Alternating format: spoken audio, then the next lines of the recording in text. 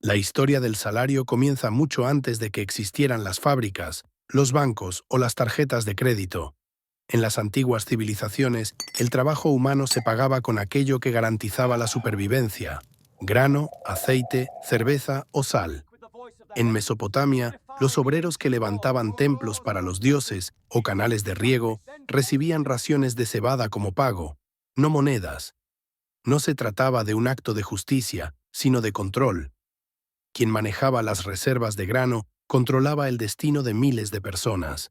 La paga no era riqueza, era una ración calculada para mantener al trabajador vivo, lo suficiente para regresar al día siguiente y seguir produciendo. Con el paso de los siglos, el intercambio evolucionó. En Egipto, los trabajadores de las pirámides eran recompensados con cerveza y pan.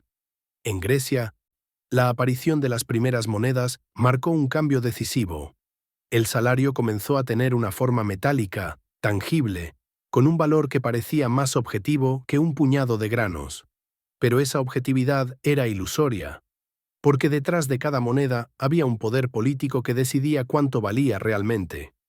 El Estado podía reducir la cantidad de metal precioso en cada pieza y aún así obligar a aceptarla como si valiera lo mismo.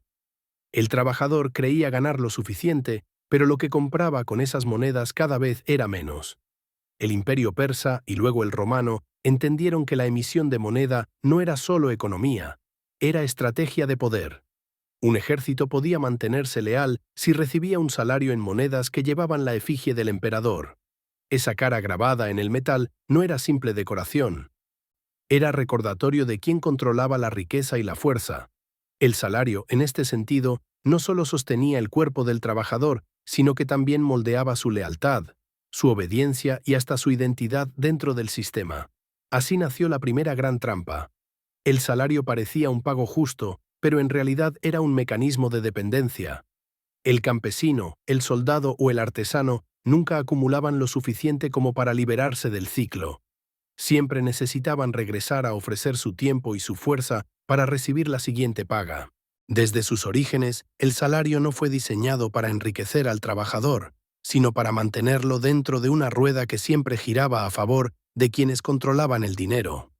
Cuando pensamos en Roma, la imaginamos como la cuna de la civilización occidental: carreteras, acueductos, derecho, arquitectura. Pero detrás de esa grandeza había un secreto menos glorioso. El imperio se sostenía sobre el salario, y en especial sobre el salario de sus soldados. El término mismo que usamos hoy, salario, proviene de salarium, la paga en sal o monedas que recibían los legionarios romanos. Esta práctica no solo mantenía en pie a uno de los ejércitos más formidables de la historia, sino que también sentó las bases del modelo económico que todavía nos persigue: el salario como herramienta de control y obediencia. El soldado romano no luchaba únicamente por gloria o lealtad al César. Lo hacía porque recibía un pago regular que garantizaba su subsistencia y la de su familia. Esa paga era vital porque al regresar de la guerra, el soldado podía comprar alimentos, ropa y pequeños lujos que lo diferenciaban del campesino pobre. Roma entendió pronto que el salario era un arma psicológica tanto como militar. Mantener satisfecho al ejército era garantizar la estabilidad del imperio. Pero había un problema. Las guerras constantes, la expansión territorial y el lujo de las élites romanas drenaban las arcas del Estado. ¿Cómo seguir pagando a cientos de miles de soldados sin oro ni plata suficiente? La respuesta fue la trampa más ingeniosa de la época: la devaluación monetaria. Las monedas, que originalmente contenían un alto porcentaje de metales preciosos, comenzaron a ser adulteradas con cobre o estaño. Visualmente eran las mismas, pero su valor real se reducía. Roma había inventado una forma primitiva de inflación. Los legionarios seguían recibiendo la misma cantidad de monedas, pero cada una valía menos en los mercados. La genialidad y crueldad de este mecanismo estaba en que pocos lo notaban de inmediato. El soldado pensaba que su esfuerzo era recompensado igual que antes, hasta que al comprar pan o vino descubría que necesitaba más monedas que el mes pasado. No había leyes ni decretos anunciando nuevos impuestos. Pero en la práctica, el Estado estaba exprimiendo al soldado y al comerciante con un impuesto invisible. Era un robo silencioso legitimado por la autoridad del César. Este sistema no afectaba a todos por igual. Los ricos propietarios de tierras, las familias senatoriales y los mercaderes con acceso a especias, esclavos o propiedades se beneficiaban. Podían ajustar los precios, especular con bienes o almacenar riqueza en formas más seguras. El que perdía era el asalariado, el cual dependía únicamente de su paga y no tenía manera de protegerse de la erosión monetaria. Roma había perfeccionado un mecanismo que siglos después se repetiría en las economías modernas. Los poderosos siempre encuentran cómo trasladar el coste de la inflación hacia los más pobres. Además, el salario en Roma estaba diseñado para mantener la disciplina social. No solo se pagaba a soldados, sino también a ciertos trabajadores del Estado: escribas, constructores de caminos, recolectores de impuestos. Quien recibía salario se convertía en parte del engranaje imperial, en cómplice involuntario de su expansión. El salario no era un premio, sino un contrato de fidelidad. Si dejabas de servir, dejabas de cobrar. Roma no necesitaba cadenas físicas para sus trabajadores. Bastaba con la dependencia económica. Este modelo también creó una cultura de deuda. Muchos soldados, sabiendo que cobrarían regularmente, pedían préstamos a comerciantes para adelantar consumo. Vino, ropa, banquetes. Los prestamistas aprovechaban esta seguridad y prestaban a tasas usureras, sabiendo que el salario militar serviría como garantía. El resultado era previsible. Incluso los defensores del imperio quedaban atrapados en redes de deudas privadas, viviendo con la ilusión de un ingreso estable que en realidad estaba diseñado para mantenerlos en un ciclo interminable de dependencia. Roma entonces nos legó algo más que su derecho y sus carreteras. Nos heredó la trampa del salario como política de Estado. Desde la adulteración de monedas hasta la manipulación psicológica de las masas asalariadas, el imperio probó que no hacía falta la fuerza bruta para controlar a millones. Bastaba con controlar su paga. El salario se convirtió en un instrumento tan poderoso como la espada, porque mantenía vivo el cuerpo del trabajador, pero atado su espíritu a un sistema que lo necesitaba obediente, productivo y eternamente insatisfecho. Con la caída del Imperio Romano y el inicio de la Edad Media, el mundo europeo cambió de rostro, pero no de esencia. El control sobre el trabajador seguía siendo el núcleo del sistema. Si Roma había inventado la trampa del salario militar y la inflación como impuesto invisible, el feudalismo perfeccionó una versión distinta de la misma cadena: la servidumbre sin paga. Durante siglos, la mayoría de la población europea vivió como siervos atados a la tierra de un señor feudal. No recibían monedas de oro ni plata por sus jornadas. Su pago consistía en el derecho a cultivar un pequeño pedazo de tierra para alimentar a su familia y la promesa de protección militar frente a invasiones o saqueos. Era un salario disfrazado, un ingreso en especie que aseguraba que los campesinos nunca acumularan lo suficiente como para liberarse de sus obligaciones. El campesino trabajaba largas horas, entregaba parte de su cosecha al señor y pagaba impuestos en forma de granos, huevos o animales. En teoría, estaba protegido por el castillo y las murallas. En la práctica, vivía bajo una relación de dependencia absoluta. No podía abandonar las tierras sin permiso. No podía mejorar su condición. Y si caía en deudas, esas deudas pasaban incluso a sus descendientes. La servidumbre feudal era un salario perpetuo en especie. Lo necesario para subsistir, jamás para prosperar. A medida que las ciudades medievales crecieron y las ferias comerciales comenzaron a florecer, el dinero volvió a circular con más fuerza. Aparecieron mercados donde artesanos, herreros y comerciantes podían intercambiar productos y recibir monedas. Surgieron los gremios que prometían dignidad y estabilidad a quienes trabajaban bajo sus normas. Sin embargo, el salario medieval seguía siendo insuficiente. El artesano podía ganar monedas, pero los impuestos reales, las tasas eclesiásticas y los préstamos de prestamistas privados drenaban casi todo lo que obtenía.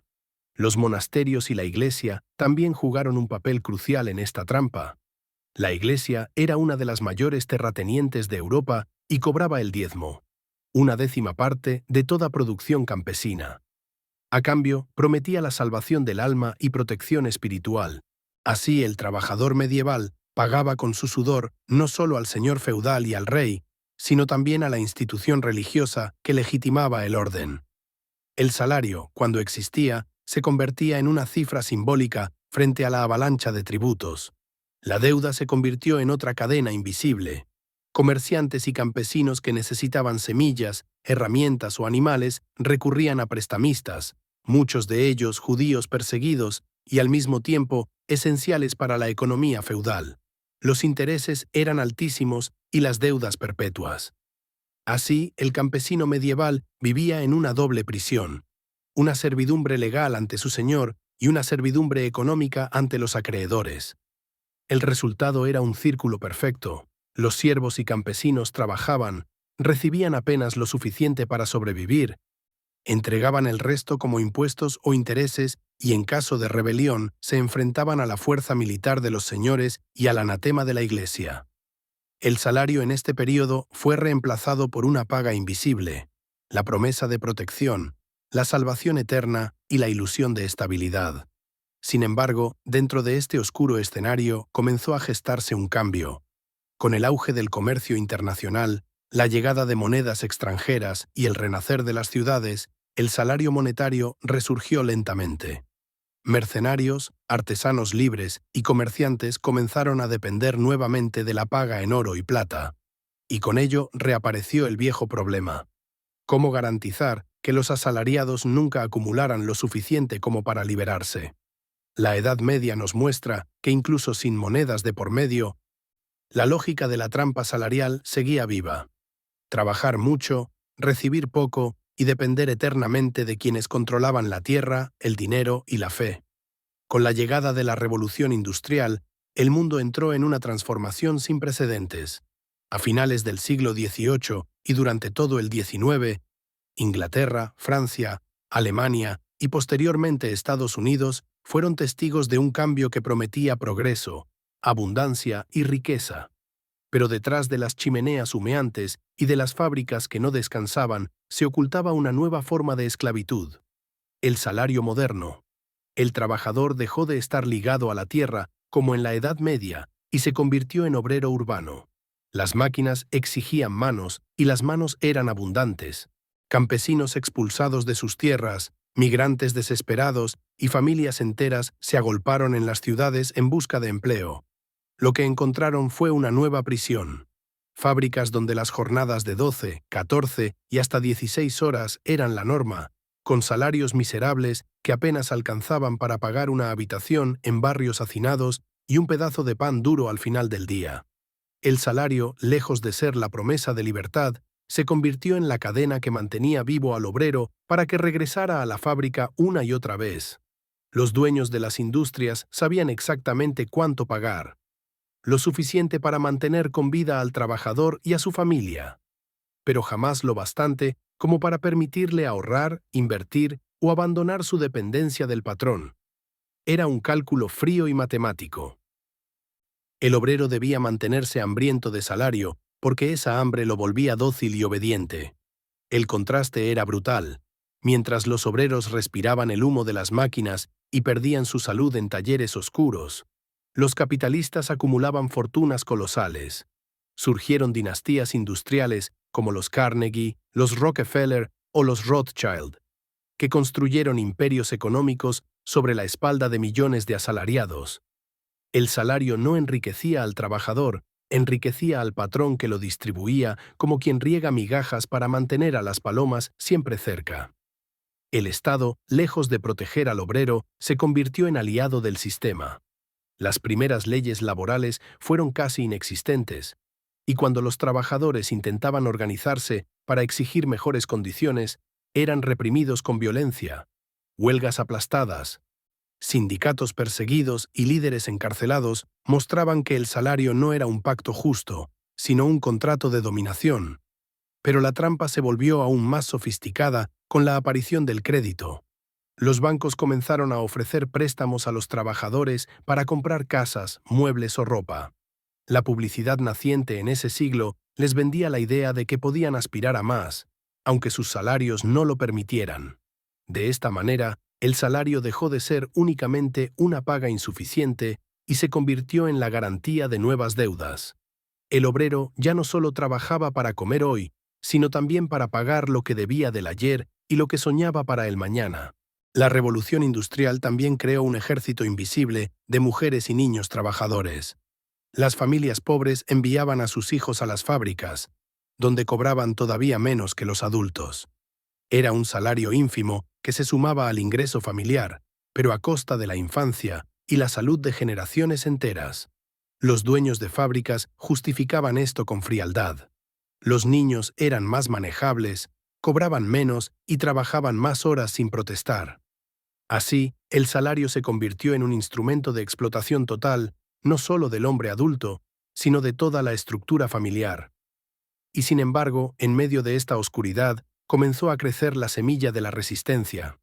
El movimiento obrero, las huelgas, los manifiestos socialistas y las luchas sindicales surgieron como reacción directa a la trampa del salario industrial. Marx y Engels observaron con lucidez que el trabajador jamás recibiría en salario el valor real de lo que producía. La diferencia, la plusvalía, era el beneficio que se llevaba el patrón. El salario, decían, no era más que un disfraz elegante para el robo sistemático del trabajo humano. La revolución industrial nos dejó más que trenes, electricidad y fábricas. Nos dejó el modelo de obrero asalariado que aún hoy predomina.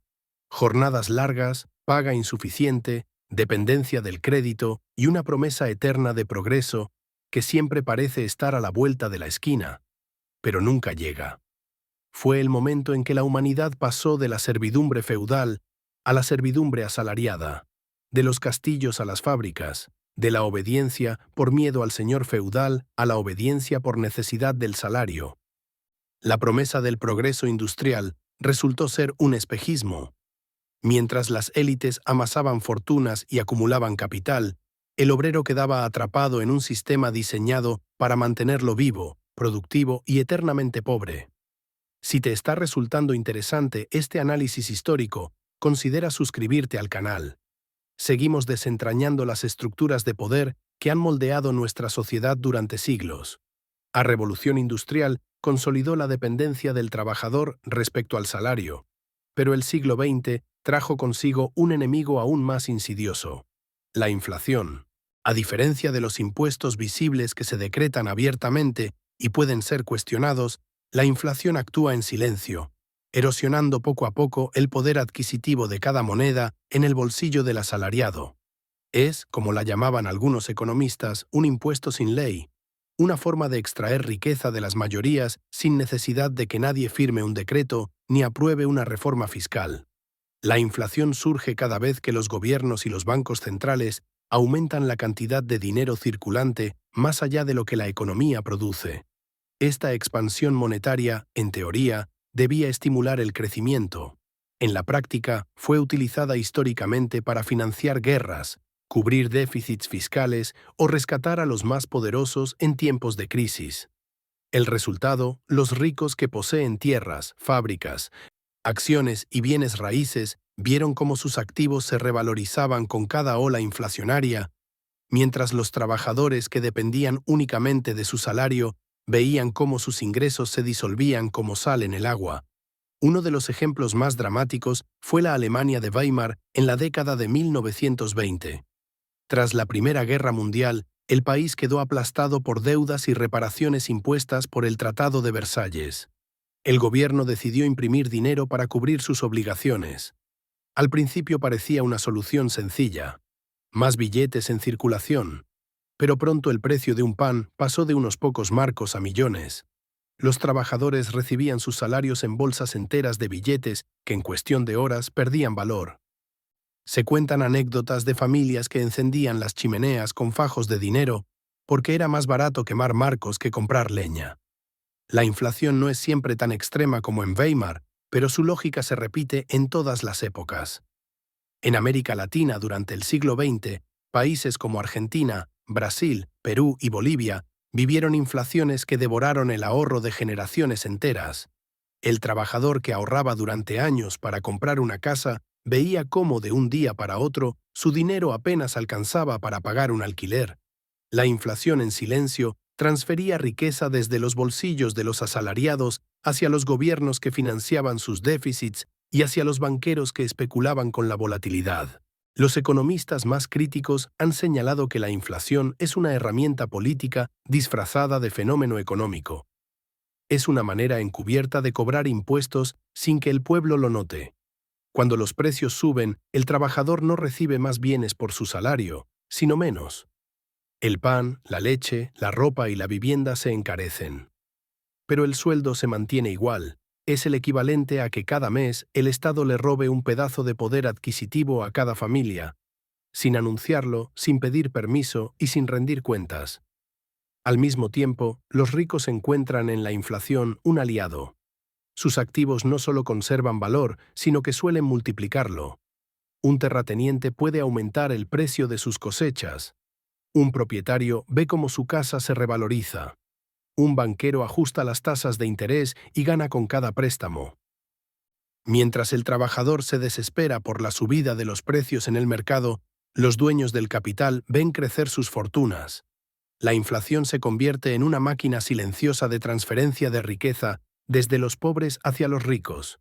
En los años 70, el mundo entero experimentó la fragilidad del sistema monetario moderno cuando Richard Nixon, presidente de Estados Unidos, rompió el vínculo del dólar con el oro. Hasta entonces, las monedas internacionales se respaldaban en reservas de oro, lo que limitaba en cierta medida la emisión descontrolada. Pero con la decisión de Nixon en 1971, el dinero dejó de tener respaldo físico y pasó a ser simple papel, sostenido únicamente por la confianza en el Estado. A partir de ahí, los gobiernos tuvieron carta blanca para imprimir billetes según sus intereses. Y la inflación se convirtió en un fenómeno recurrente en casi todas las economías del planeta. El trabajador común no entendía la magnitud de este cambio. Creía que su salario seguía siendo el mismo, pero en realidad había perdido su ancla más importante, el oro. Desde entonces, cada crisis, cada recesión, cada rescate bancario ha sido financiado con más emisión monetaria. Y en cada ola inflacionaria, los asalariados cargan con el peso invisible de un impuesto que nunca votaron. La inflación entonces no es un accidente económico, sino una estrategia cuidadosamente utilizada para mantener el orden. Es la manera más eficiente de reducir salarios sin reducirlos en apariencia. Mientras los números en la nómina permanecen iguales, lo que ese dinero compra se reduce sin cesar. El obrero, al mirar su recibo de pago, cree que su esfuerzo es recompensado como siempre. Al ir al mercado, descubre que su vida cuesta más de lo que su salario puede cubrir. Y en ese espacio de frustración y resignación, la trampa se cierra una vez más. El siglo XX marcó un nuevo giro en la trampa del salario. Tras la Primera Guerra Mundial y la devastación económica que sacudió Europa y Estados Unidos, los gobiernos y las industrias comprendieron que la estabilidad social dependía de algo más que de pagar jornales miserables. Había que mantener a las masas no solo ocupadas, sino también tranquilas. Y para lograrlo, el salario debía transformarse en motor de un nuevo orden, el consumo. Henry Ford, el industrial estadounidense que revolucionó la producción en cadena, fue uno de los primeros en entenderlo. A principios de la década de 1910, Ford tomó una decisión que desconcertó a muchos. Duplicó los salarios de sus obreros a $5 al día. La medida parecía altruista, pero escondía un cálculo frío. Si los trabajadores ganaban lo suficiente, podrían comprar los mismos autos que fabricaban. Así nació el Fordismo, un modelo en el que el salario ya no era solo supervivencia, sino también incentivo para el consumo masivo. Pero este aparente progreso tenía su trampa. El sistema productivo crecía mucho más rápido que los salarios. Las fábricas podían producir millones de bienes, pero los ingresos de las familias no alcanzaban para absorber toda esa producción. La solución fue abrir la puerta a un nuevo instrumento de control, el crédito.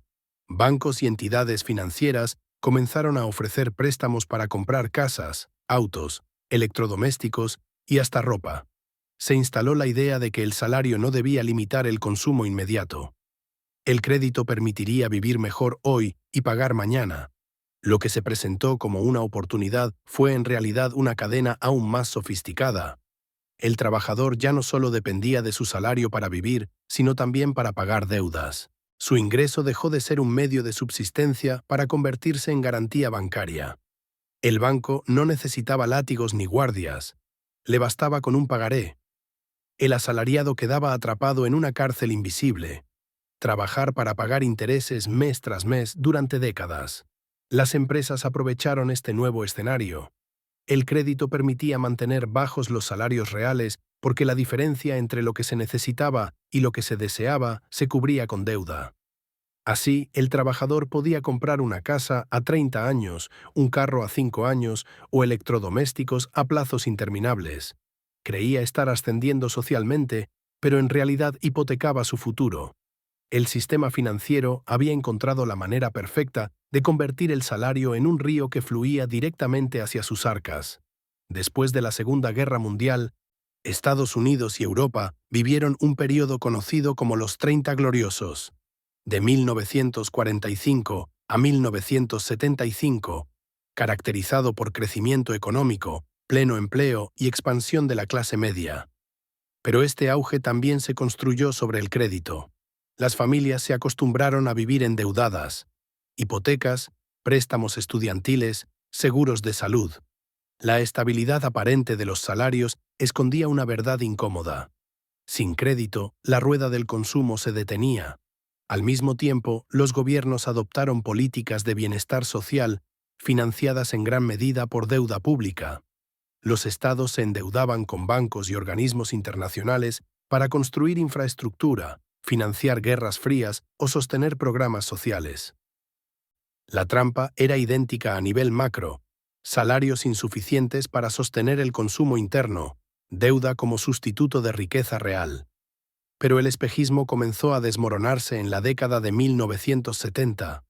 Cuando la inflación se disparó tras el colapso del patrón oro, los precios subían sin control, los salarios perdían valor y las deudas se volvían más pesadas.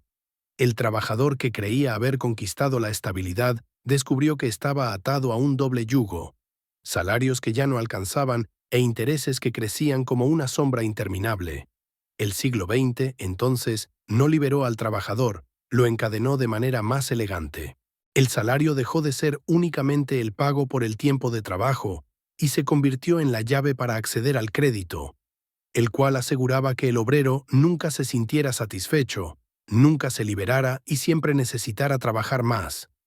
La deuda era el complemento perfecto de la inflación. Mientras una erosionaba el valor del dinero, la otra multiplicaba las obligaciones del asalariado. El Fordismo y la sociedad de consumo crearon una ilusión de prosperidad, pero esa ilusión se sostuvo sobre una realidad inquebrantable. Los ricos seguían siendo dueños del capital, y los pobres, aún con salarios más altos y acceso al crédito, seguían siendo dependientes del sistema. El salario no liberaba, esclavizaba de una manera más sofisticada, disfrazada de oportunidad, progreso y ascenso social.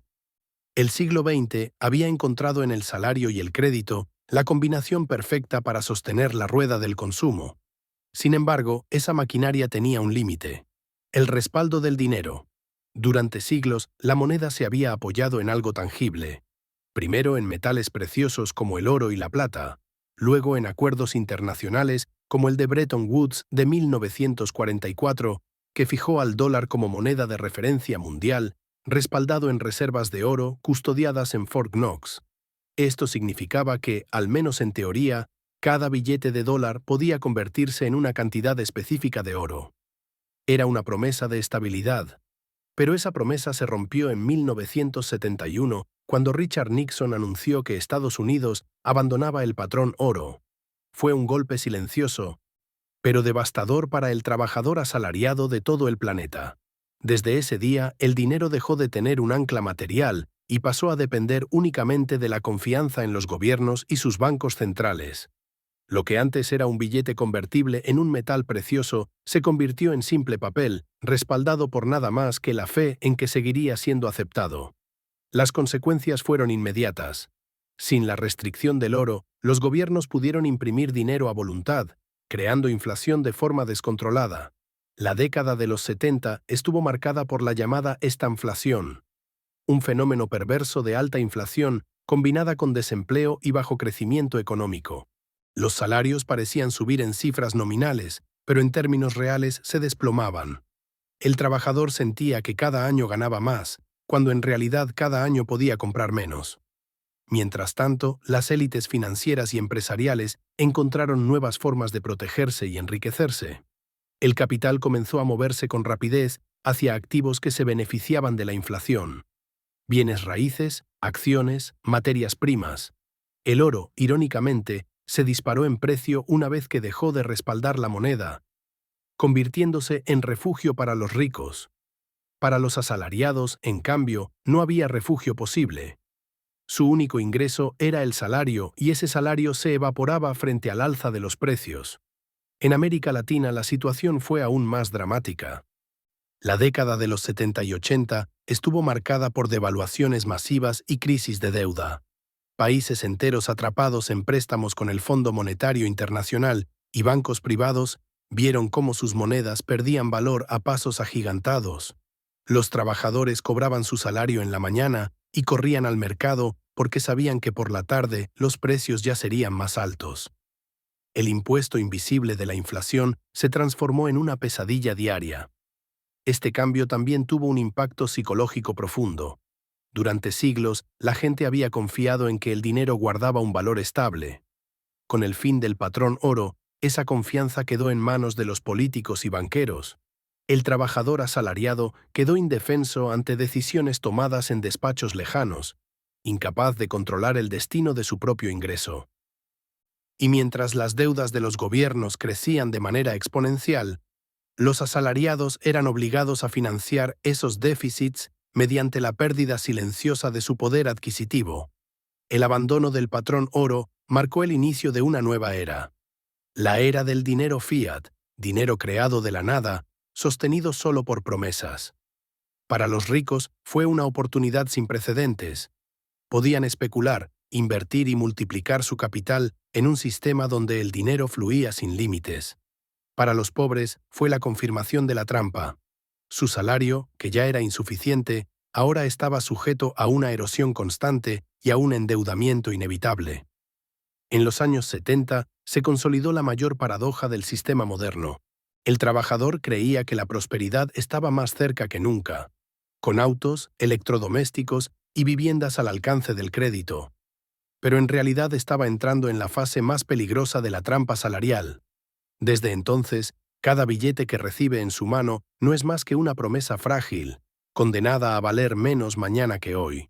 Si el fin del patrón oro en los años 70 liberó a los gobiernos para imprimir dinero a voluntad, también abrió la puerta a un negocio aún más lucrativo: la deuda. El crédito, que ya había atrapado a millones de familias obreras en pagos interminables, se convirtió en el mecanismo favorito para someter no solo a individuos, sino también a países enteros. Así nació el imperio invisible de la deuda, una red financiera que consolidó el poder de bancos, fondos y organismos internacionales mientras convertía al resto del mundo en deudores perpetuos. A nivel individual, el trabajador asalariado ya estaba condicionado para vivir endeudado. Compraba a crédito lo que su salario no podía cubrir: una casa a 30 años, un automóvil a 5, electrodomésticos en cuotas interminables. Su vida estaba hipotecada. Pero lo más perverso del sistema fue que esa lógica se trasladó al plano colectivo. Los gobiernos comenzaron a endeudarse de la misma manera que lo hacía una familia trabajadora, pidiendo préstamos para pagar gastos inmediatos y dejando la factura a las generaciones futuras. El Fondo Monetario Internacional y el Banco Mundial emergieron como los grandes acreedores globales. Su discurso era el desarrollo, el progreso, la modernización. Ofrecían préstamos a países en crisis con tasas aparentemente razonables, pero esos préstamos traían condiciones ocultas: los famosos programas de ajuste estructural. Para recibir dinero fresco, los países debían privatizar empresas estatales, abrir sus mercados a las multinacionales, reducir salarios públicos, recortar gasto social y subir impuestos al consumo. En otras palabras, el salario de los ciudadanos se convertía en la moneda de pago de las deudas externas. América Latina vivió en carne propia esta trampa durante la llamada década perdida de los 80. Gobiernos enteros se declararon incapaces de pagar los intereses de sus deudas, que crecían más rápido que sus economías. El resultado fue una espiral de austeridad, despidos masivos, inflación descontrolada, recortes a salud y educación. Los banqueros internacionales siempre cobraban, pero los pueblos pagaban con desempleo, hambre y desesperanza. México, Argentina, Brasil, Bolivia y muchos más fueron testigos de cómo la deuda podía paralizar el desarrollo y condenar a millones a la pobreza. En África la situación fue aún más devastadora. Países recién independizados que apenas comenzaban a construir sus economías fueron empujados a pedir préstamos bajo la promesa de modernización. Pero cada dólar recibido traía atada una cadena de obligaciones. En pocos años, el continente estaba atrapado en una espiral de deuda impagable con intereses que duplicaban o triplicaban la cantidad original. Mientras tanto, las élites locales se enriquecían y las potencias extranjeras aseguraban el control de los recursos naturales. Lo más irónico es que, al igual que en la trampa individual, la deuda no libera, perpetúa la dependencia. El asalariado que paga cuotas interminables por un bien que nunca termina de ser suyo, refleja al país que paga intereses eternos por una deuda que nunca disminuye. Ambos trabajan más, producen más, pero ven cómo su esfuerzo se esfuma en los bolsillos de los acreedores. El negocio de la deuda se convirtió así en un sistema global de dominación. Ya no hacía falta invadir países con ejércitos, bastaba con prestarles dinero. El arma más poderosa no era la espada ni la pólvora, sino el contrato. Una firma en un papel podía condenar a generaciones enteras a trabajar para pagar lo que sus gobernantes habían pedido en su nombre. Y como siempre, la trampa favoreció a los ricos. Los países desarrollados, dueños de los grandes bancos y organismos financieros, cobraban intereses colosales mientras sus multinacionales compraban empresas privatizadas en el tercer mundo a precios de remate. Los trabajadores, tanto en el norte como en el sur, veían cómo su salario se encogía bajo el peso de impuestos, recortes e inflación. La deuda, tanto personal como nacional, se convirtió en un círculo vicioso del que casi nadie podía escapar. De este modo, el siglo XX confirmó que la trampa del salario no se limitaba a la nómina de cada trabajador. Era un sistema que alcanzaba hasta los estados. Individuos y naciones, todos convertidos en asalariados de un mismo amo invisible. La deuda financiera global. Al llegar al final del siglo XX y entrar en el XXI, la trampa había alcanzado su versión más sofisticada. El trabajador ya no era un siervo feudal ni un obrero de fábrica encadenado a una máquina. Ahora era un consumidor. El salario, que antes apenas alcanzaba para comer, se transformó en el combustible de un sistema económico que necesitaba que cada individuo no solo trabajara, sino que también comprara. La esclavitud moderna no requería látigos ni castillos. Bastaban tarjetas de crédito, hipotecas y la ilusión de libertad en los pasillos de un centro comercial. El trabajador asalariado se levantaba cada mañana convencido de que su esfuerzo lo hacía libre. Con su salario podía elegir qué ropa vestir, qué comida comprar, qué entretenimiento consumir. Pero esa libertad era ilusoria. Cada decisión estaba moldeada por un sistema que lo empujaba a gastar más de lo que ganaba. El salario dejó de ser un ingreso estable y se convirtió en un anzuelo que mantenía viva la máquina del consumo. La publicidad jugó un papel central en esta transformación. Durante todo el siglo XX, los medios de comunicación bombardearon a las masas con mensajes diseñados para asociar la felicidad con el consumo. No se trataba solo de tener lo necesario, sino de alcanzar estatus, prestigio y reconocimiento social a través de lo que se podía comprar. El obrero que en el siglo XIX apenas soñaba con sobrevivir, en el XX era convencido de que debía poseer un auto, una televisión, una casa amueblada y vacaciones anuales, aunque su salario no bastara. Aquí entraba en escena la otra cadena invisible, la deuda. La tarjeta de crédito, presentada como símbolo de modernidad y libertad, se convirtió en el grillete perfecto. Permitía al trabajador consumir hoy lo que no podía pagar, a cambio de intereses que lo ataban durante años. Lo mismo ocurría con las hipotecas, préstamos estudiantiles y créditos de consumo. El asalariado trabajaba cada mes no solo para sostener su presente, sino para saldar un futuro hipotecado. Lo más perverso del sistema era que mientras el trabajador se hundía en cuotas interminables, los ricos encontraban nuevas formas de enriquecerse con ese endeudamiento masivo. Los bancos cobraban intereses, las aseguradoras vendían pólizas, las inmobiliarias se beneficiaban de precios inflados. La esclavitud moderna funcionaba con precisión matemática. El salario del obrero era canalizado hacia un ciclo de consumo y deuda que garantizaba la acumulación de riqueza en manos de unos pocos. La supuesta libertad del consumidor escondía una dependencia absoluta.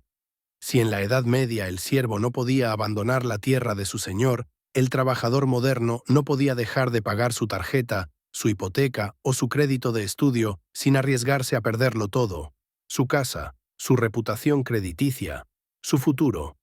La esclavitud ya no era física, sino financiera. No hacía falta un amo con látigo. Bastaba un extracto bancario. Este nuevo modelo también tuvo un componente psicológico devastador. El trabajador dejó de medir su vida en tiempo y comenzó a medirla en deudas. El salario ya no representaba únicamente las horas trabajadas, sino la promesa de cubrir obligaciones que nunca terminaban. La sensación de estar al día se convirtió en una meta inalcanzable. Siempre había una nueva deuda, un nuevo pago, un nuevo interés. Era la esclavitud del eterno mes siguiente. Y mientras tanto, los ricos vivían en un plano diferente. No dependían de salarios ni de tarjetas de crédito. Vivían de rentas, de intereses, de dividendos. Mientras las masas se endeudaban para sobrevivir, ellos se enriquecían prestando. Mientras los pobres corrían detrás de precios que subían sin parar, ellos poseían los activos que se valorizaban con la inflación. La trampa del salario y del consumo estaba diseñada para un solo propósito: mantener la obediencia de las masas y la riqueza de las élites. Así, el siglo XXI consolidó la esclavitud más sofisticada de la historia. Un trabajador que se cree libre porque cobra un salario y gasta en lo que quiere, pero que en realidad está atado a un sistema de deudas, intereses e inflación que lo obliga a trabajar hasta el último día de su vida. La trampa ya no necesitaba cadenas visibles, bastaba con contratos, créditos y la ilusión de que el consumo es sinónimo de libertad. Si para el trabajador común la inflación es un castigo invisible que reduce el valor de su salario, para los ricos es todo lo contrario, un mecanismo que multiplica su riqueza. Mientras el obrero ve cómo el pan, la leche o el alquiler se encarecen mes a mes, el empresario, el banquero o el gran inversionista observa cómo sus propiedades, sus acciones y sus negocios suben de precio, protegiendo e incluso incrementando su patrimonio. La inflación no es su enemiga, es su aliada. Los ricos entienden algo que el asalariado rara vez sospecha: el dinero en efectivo es el activo más débil. Guardar billetes debajo del colchón o en una cuenta de ahorro es condenarlos a perder valor. Por eso, mientras la clase trabajadora se aferra a su salario como si fuera su única tabla de salvación, los ricos invierten rápidamente ese dinero en activos que resisten la inflación: tierras, inmuebles, metales preciosos, acciones de grandes empresas, obras de arte. Con cada ola inflacionaria, esos activos se revalorizan y aumentan la brecha entre ricos y pobres. Un ejemplo histórico revelador se vivió en la Alemania de Weimar. Mientras millones de trabajadores veían cómo sus salarios se volvían inútiles en cuestión de días, quienes poseían tierras agrícolas o negocios de exportación pudieron sobrevivir e incluso enriquecerse.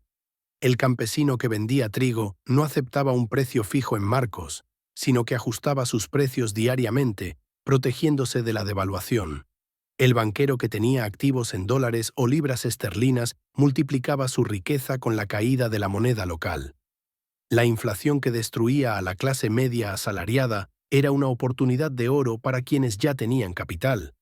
Lo mismo ocurrió en América Latina durante las crisis inflacionarias de los años 80 y 90.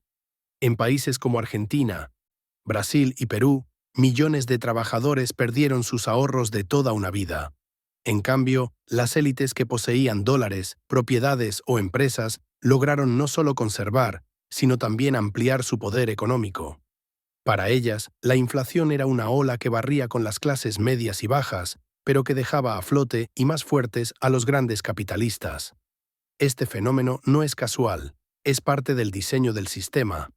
Los bancos centrales, cuando emiten dinero para financiar déficits o rescatar instituciones financieras, inyectan liquidez que primero llega a las manos de los más poderosos. Es lo que algunos economistas llaman efecto Cantillón. El dinero nuevo no afecta a todos por igual, porque quienes lo reciben primero pueden comprar activos antes de que los precios suban. Para cuando el salario del obrero se ajusta, ya todo es más caro. Los ricos compran barato y venden caro. Los asalariados compran caro y nunca alcanzan a recuperar lo perdido. La inflación, entonces, funciona como una alquimia moderna. Convierte los salarios en humo y transforma los activos en oro. Cada punto porcentual de inflación es un golpe al bolsillo del trabajador y un empujón al patrimonio del capitalista. Por eso los ricos no temen a la inflación. La esperan, la anticipan, la utilizan. Su verdadero enemigo no es el alza de precios, sino la estabilidad. Porque en un mundo estable, los pobres podrían ahorrar y acumular lentamente. En cambio, en un mundo inflacionario, los pobres nunca pueden guardar nada. Cada moneda que no gastan se desintegra con el tiempo. La paradoja es cruel. Los asalariados creen que la inflación castiga a todos por igual, cuando en realidad es un mecanismo de transferencia de riqueza hacia arriba. El obrero trabaja más, cobra lo mismo y compra menos. El rico trabaja menos, invierte su capital y cada crisis lo encuentra más fuerte. Es una ley silenciosa que gobierna desde hace siglos. La inflación nunca es neutral. Siempre favorece a quienes poseen activos y castiga a quienes dependen de un salario. De esta manera, el impuesto invisible que ya hemos descrito se convierte en una herramienta de alquimia social. No convierte el plomo en oro, sino el sudor de millones en fortunas de unos pocos. Los ricos saben que no hay que temerle a la inflación, sino aprender a cabalgarla. Los pobres, en cambio, ni siquiera saben que están siendo despojados, y así la brecha entre unos y otros crece con cada ciclo inflacionario, asegurando que la trampa del salario siga funcionando a la perfección. Hasta ahora hemos visto cómo el salario ha sido manipulado en sus dimensiones económicas. Insuficiente en la revolución industrial, erosionado por la inflación, complementado con la deuda. Pero la trampa del salario no se limita a lo material. También tiene un profundo componente psicológico. El salario es, ante todo, una herramienta de control mental diseñada para que el trabajador crea que es libre mientras obedece ciegamente al sistema. El asalariado moderno se despierta cada mañana con la convicción de que trabaja para sí mismo, para sostener a su familia o alcanzar sus sueños. Esa narrativa de autonomía es el mayor triunfo de la trampa, porque en la práctica su tiempo no le pertenece. Lo vende a una empresa, a un patrón o a un Estado que decide cuánto vale cada hora de su vida. El salario se convierte en la ilusión de libertad cuando en realidad es el precio de su obediencia.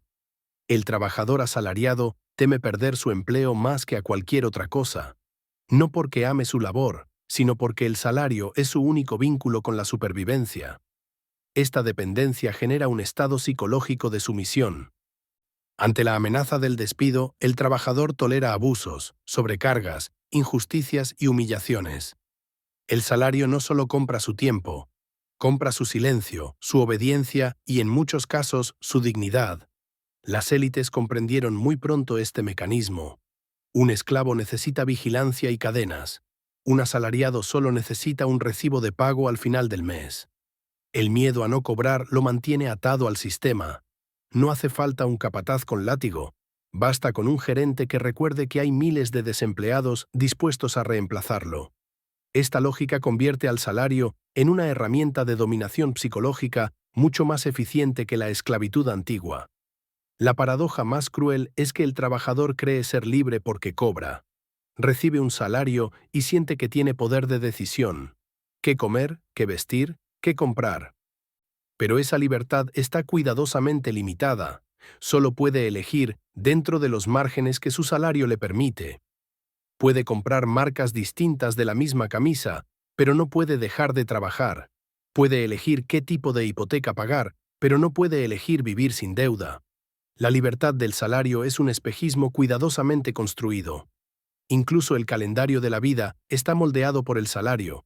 Los días de trabajo y los días de descanso, las vacaciones anuales, la edad de jubilación.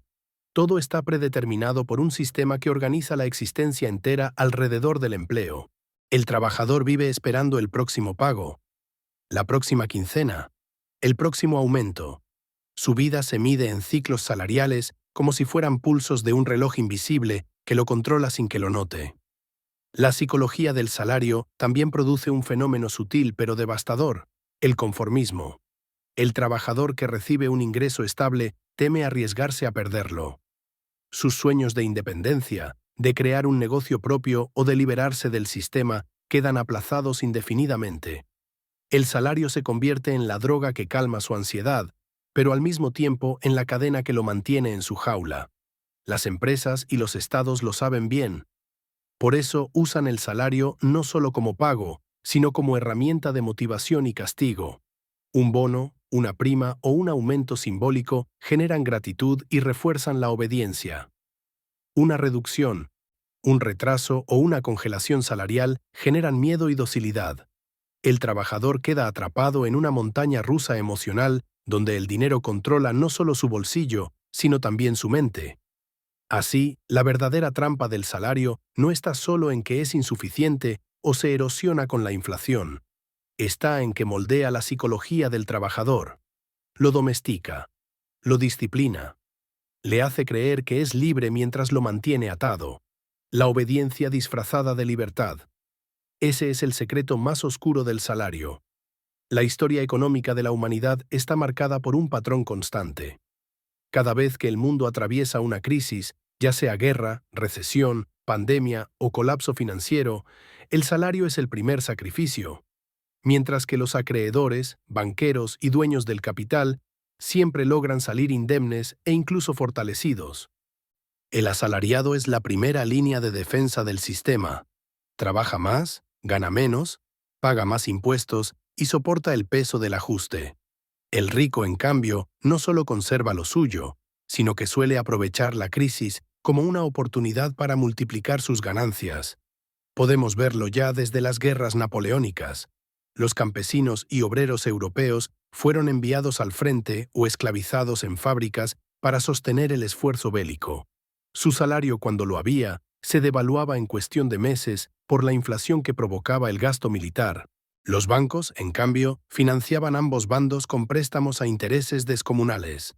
Terminado el conflicto, los estados estaban endeudados, los trabajadores empobrecidos y los acreedores más ricos que nunca. El mismo patrón se repitió en la Primera Guerra Mundial. Millones de soldados recibían su paga en monedas que cada vez compraban menos.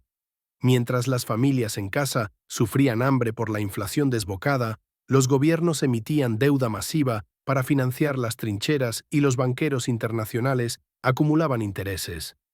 Cuando los cañones callaron, el precio lo pagaron los asalariados con años de miseria y desempleo, mientras las fortunas de los acreedores permanecieron intactas. La Segunda Guerra Mundial tampoco rompió el ciclo. Los obreros estadounidenses trabajaban en fábricas militares con salarios fijos, mientras los precios de los bienes básicos se disparaban. En Europa, la devastación redujo a los trabajadores a condiciones de subsistencia. Sin embargo, la posguerra mostró quiénes eran los verdaderos vencedores, los grandes conglomerados industriales y bancarios que habían financiado el esfuerzo bélico. Incluso en países destruidos, los acreedores lograron cobrar, asegurando que las nuevas generaciones trabajaran para pagar deudas contraídas por sus gobiernos. Las crisis financieras del siglo XX y XXI muestran el mismo patrón. En la Gran Depresión de 1929, millones de trabajadores quedaron desempleados. Sus salarios se desplomaron y sus ahorros se evaporaron. Los bancos pequeños quebraron, pero los grandes financieros de Wall Street fueron rescatados por el Estado, que trasladó las pérdidas al contribuyente. Décadas más tarde, en la crisis de 2008, la historia se repitió. Millones de asalariados perdieron empleos, casas y pensiones, mientras los bancos que habían provocado el colapso recibieron millonarios rescates pagados con dinero público.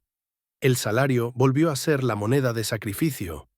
Las pandemias también han revelado este mecanismo.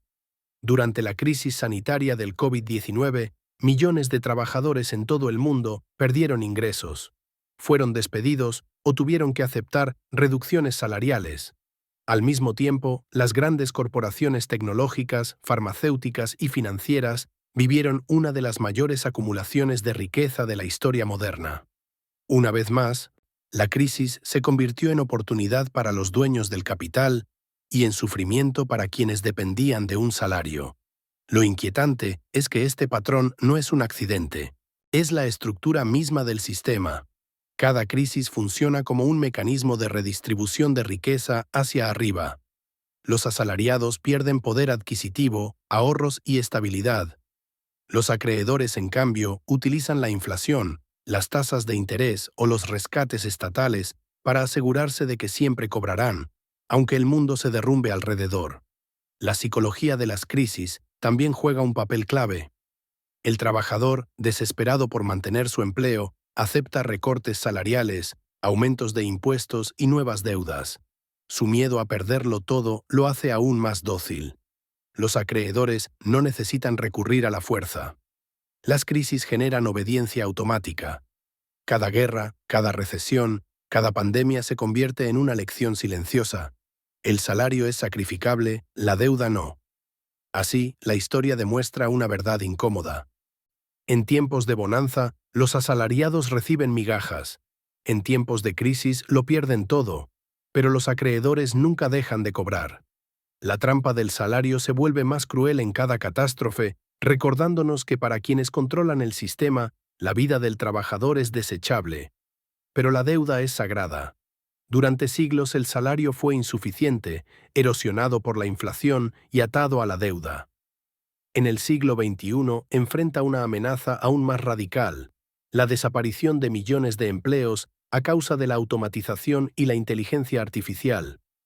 El modelo que sostuvo a la sociedad industrial, trabajar a cambio de un salario estable, se tambalea frente a máquinas capaces de hacer en segundos lo que antes requería horas, días o incluso décadas de esfuerzo humano.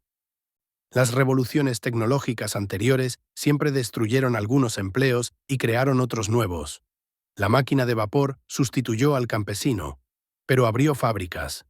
La electricidad redujo el trabajo manual, pero generó industrias modernas. La informática desplazó a los archivistas, pero creó programadores y analistas. Sin embargo, la inteligencia artificial y la automatización actual son diferentes. No solo reemplazan la fuerza física, sino también tareas cognitivas. Escribir, diseñar, calcular, analizar, diagnosticar.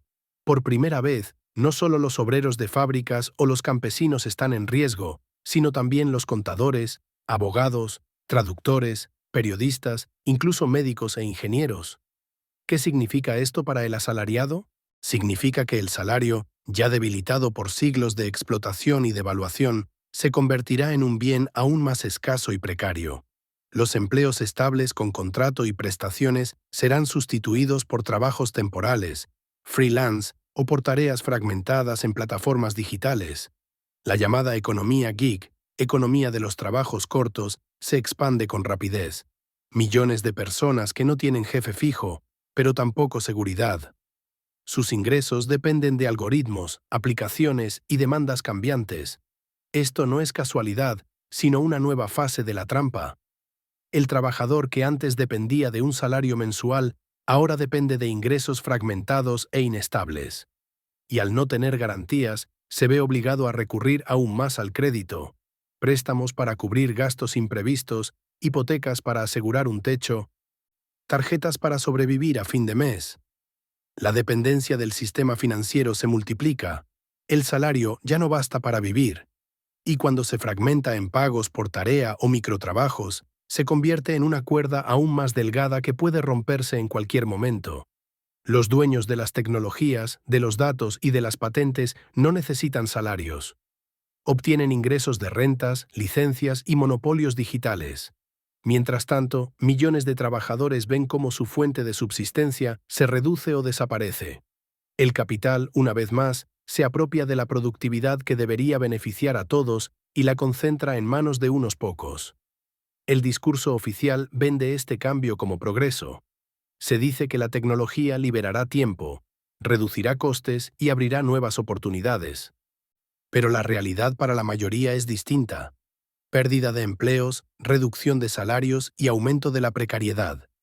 La liberación del tiempo no se traduce en ocio creativo para el asalariado, sino en desempleo y endeudamiento. El progreso, una vez más, es un privilegio de quienes poseen el capital y no de quienes lo generan con su trabajo. El futuro del salario entonces se vislumbra aún más frágil que en el pasado.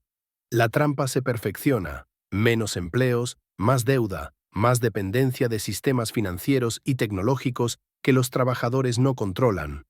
La promesa de libertad a través del salario se derrumba frente a la realidad de un mundo donde la inteligencia artificial hace innecesaria